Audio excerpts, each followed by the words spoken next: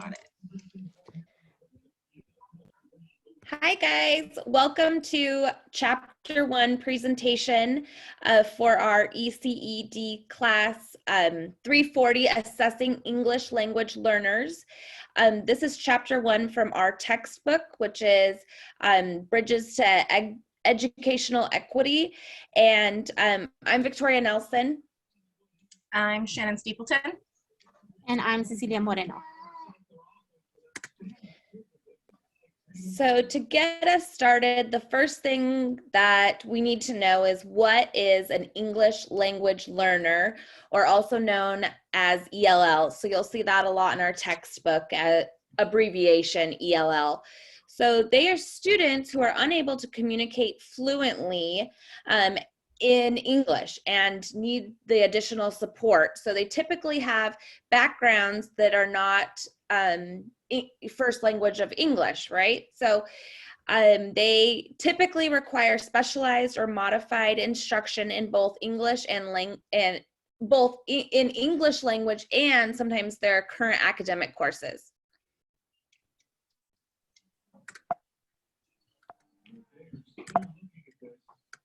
Oh gosh. There we go.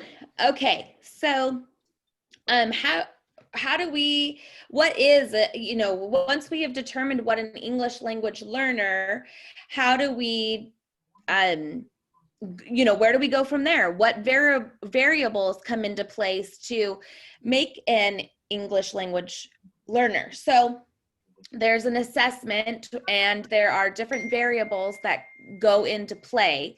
So first, it's the student's variables, which is going to be their age and gender, their language and cultures of everyday interactions, their exposure to different languages, of course, their oral language proficiency, the student's personality as far as their attitude towards the language, both their primary language and English.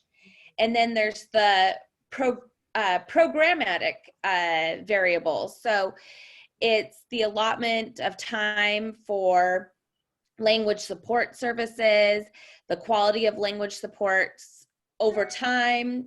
So there's a lot that goes into being considered for the assessment to find out if you are truly an English language learner. So there is a two-phase identification process for the English language learner.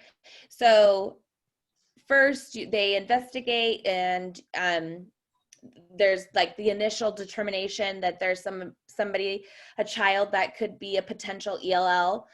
And then they take a survey. There's a literacy survey and an oral survey.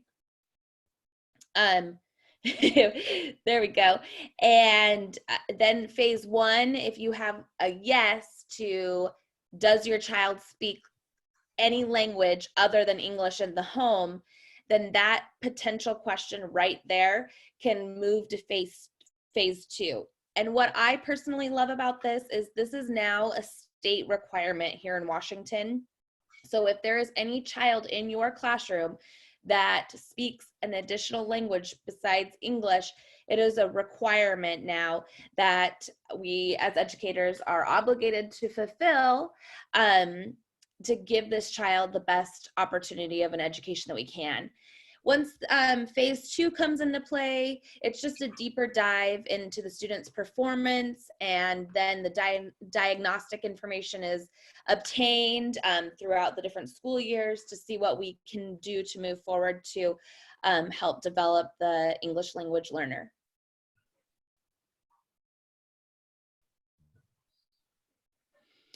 Okay, so identification of ELL learners' disability. So this is kind of the crossroad where English language learners are determined to have either language barriers or a learning disability that could lead to academic performance issues.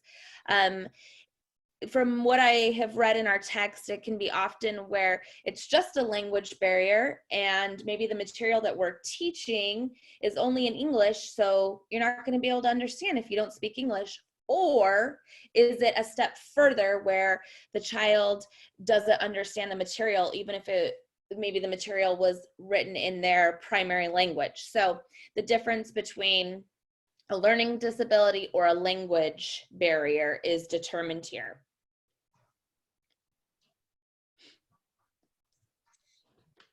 And this is the part where we stop and take a minute and think, what does our school or facility do to identify ELLs and ELLs with disabilities? I currently don't have any experience in this because I'm new to the school program, so I was just curious as Victoria. Yep. And Cece's kind of in it, so she might have some ideas.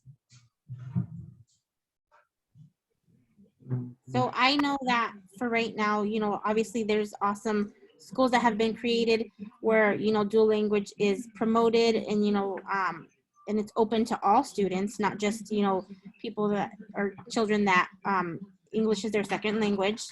And so I know that, you know, that when they see that there's a barrier, you know, with language, they identify it and, you know, they, you know, suggest that, you know, these schools would best fit, you know, the student, and then they would be surrounded by other students that are on the same path, the same transitions, and it would be a lot easier. Obviously, now it's the parents' decision if they want to send them, which is, you know, nice. You know, before they were just placed. So those are the, you know, things we have now, as well as, you know, the community as well as the school district offers resources not only to the children but to parents now. Good call out.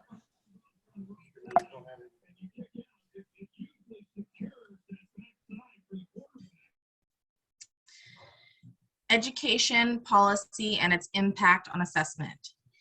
ESEA, Elementary and Secondary Education Act, was converted to the well-known No Child Left Behind Act in 2001. This was the turning point for language policies as the ESEA pushed for greater inclusion for all ELL students.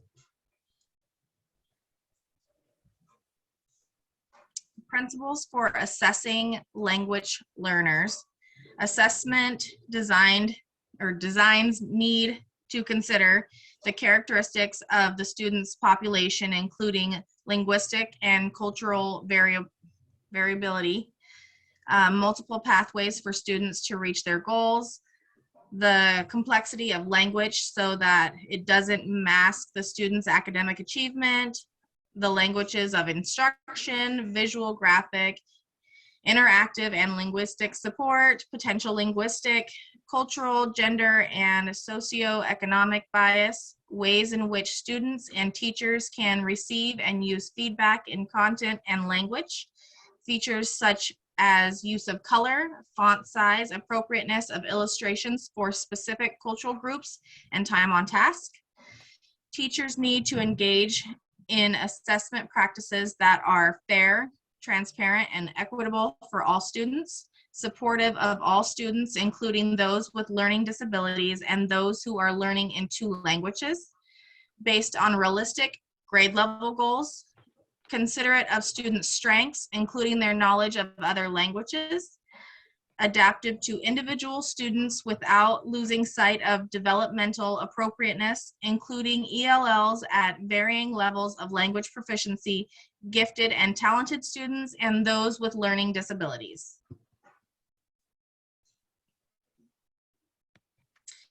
The difference between formative and summative.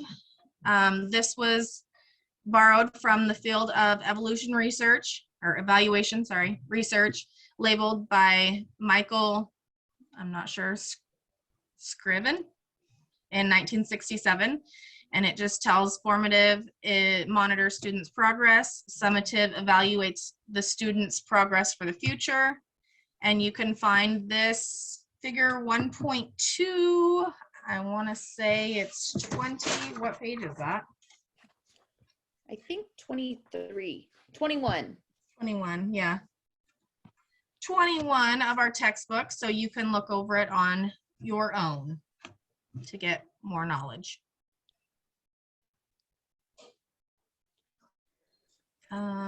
Introducing assessment as, for, and of learning.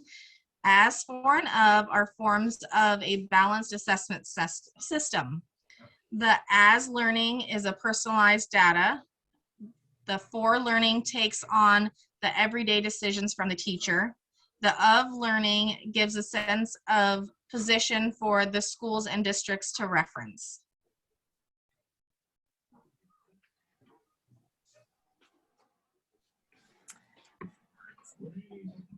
So purposes for assessing English language learners. Put it in your choice. You're gonna hurt some.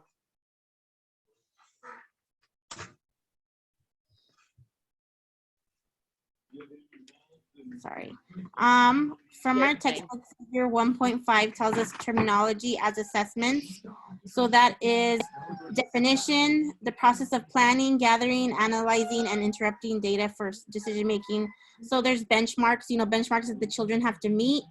In the classroom, collection of data, always, taking, data of where their progress is, the interactions that you have, what you are seeing, the struggles that they're showing, their comprehension. Diagnostic, is a measure whose results pinpoint the extent of mastery of the specific skills. So like, there has to be a goal set for each classroom. What are they meeting it? How long is it taking them to get there? Where are they at, in the process of getting to the goal? Formative, high stakes, informal, instructional, intern, large scale. Large scale is a test given to a large number of students within and access districts and states, so like kind of like what the WASL kind of used to be, but it's for the language. Performance, authentic hands-on tasks where students produce original work that is generally interpreted with a rubric, checklist, or rating scale. And standardized testing, we all know what that is. And then what is that? Summative. And then figure 1.6 located on page 26 tells us the purpose for assessing ELLs and how they're measured. I struggle with saying ELL because it used to be ESL, which is English as a second language, but now it's English language learners. And that just gives you more detail of how you're going to be doing that. What's the assessment going to look like? How you can, monitor that. Enhance teaching and learning. What's going to be your part? Trying to help them fulfill. Mastering, not even mastering because you can never master something, but how you're going to help them fulfill learning. And then reclassifying students within our or transitioning from language support services, like they do transition out of the EL. And then evaluating educational programs to assertion effectiveness of instructional support services. Whoa, that is a tongue twister, but yes. So, and then academic language use and assessment. Assessments must be inclusive, fair, relevant, comprehensive, valid, and yield meaningful information for multiple stakeholders. The stakeholders obviously is the children and their parents, as well as the school. The school, also rates themselves on how their children are learning and the rate that they're learning. Are they meeting those goals? Because obviously we set goals as educators, we set goals for ourselves that our classroom, this percentage of our classroom must, be here at a certain time.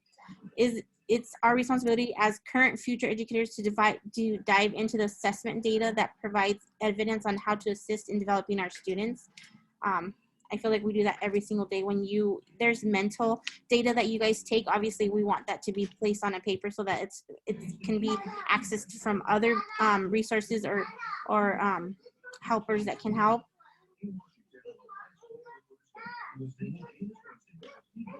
That looks cool. There's several resources that you can access on our PowerPoint at your own, leisure. So those are the resources. Personal experience. I was a ESL learner. My mom was a bilingual teacher at a school 3 minutes from the Mexican border. So it was all Spanish. Like since kinder, everyone spoke Spanish. We learned in Spanish, we read in Spanish. And then as we gone on to second, third grade, we did start transitioning, but it was just primarily Spanish speaking just because kids came from across the border to school, and so they spoke Spanish at their homes, and so it was just, you spoke Spanish on the playground, and it was just all Spanish speaking. So and I knew English. My brother, we lived in town like 30 minutes away, and so he went to regular English speaking schools, and so I knew English. It's just when I was there until 6th grade. When I went into 7th grade, they automatically put me in EL because I was coming from the school that was close to the Mexican border and where they spoke primarily Spanish. I wanted to be out of it because it was very segregated. We only had 4 classes versus English learners had 7. And so we ate lunch at our own time as well, away from the other kids. And so I didn't like that. And so I got tutoring, and I, tried to like prove to them that I can transition into not normal classes, but that's how I felt, into normal classes as soon as possible, but not all the students have these resources. And so that's why I think that now that there's so many resources available, and then there's schools that are, specifically designed for these students, and I am an ELL learner from, because Spanish is my first language, but there's other students like coming here to Washington, I started meeting, other ELL learners that have other languages that are their first language. So I love what we are creating now, and then us as educators taking on the task of helping them and actually wanting to, and, being part of that. It's pretty awesome. So I do want to, before we close, I do want to say that it's very important for us to, when identifying the children or when trying to help them get the resources needed, that we are very sensitive to making them feel, singled out, and not, having the inclusion, feeling them included or wanted in our classroom, that we're just mainly just doing it for their benefit, and so that they can have the most success during their learning journey. And so we are going to have a discussion. We want to know what your top 3 takeaways are from our presentation on, chapter 1. Our only requirement of this discussion is that you give us feedback. We want to know from you what 3 things caught your eye, or things that you have questions of that maybe we didn't touch. I know that here in the Tri-Cities, there's a lot of resources, to students, and, that's going to be on our resource list. If you have any questions about those, you can also, reach out as well. Our discussion board is a really good place. We do want feedback, so please engage in that.